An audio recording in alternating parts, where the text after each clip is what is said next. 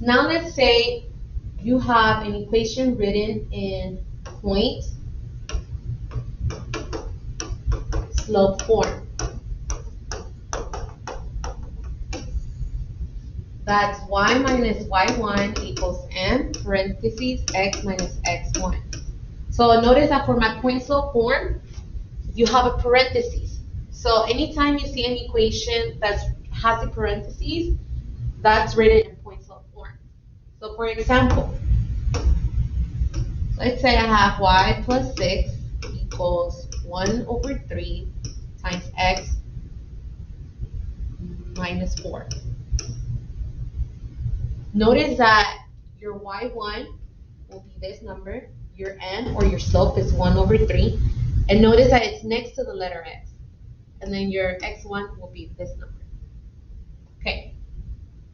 So my slope, I already can tell that it is 1 over 3 because that's next to my letter x.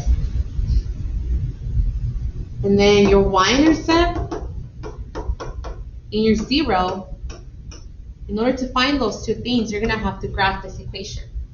But before you graph it, you're going to have to leave y by itself. And notice that the number that's next to the y is plus 6. So in order to get rid of it, you do the inverse operation. So the opposite of plus is minus. So you're going to subtract 6 on both sides.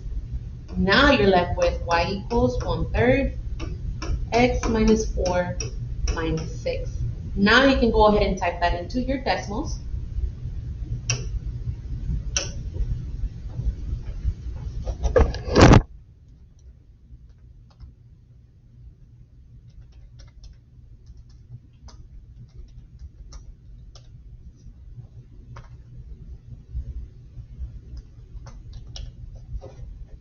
And since I can't really tell where's my x and my y-intercept, I'm going to click the zoom out button so I can see both.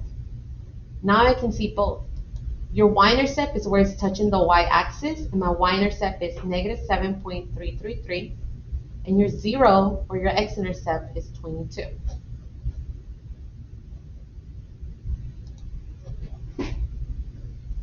So your slope, we know, is 1/3.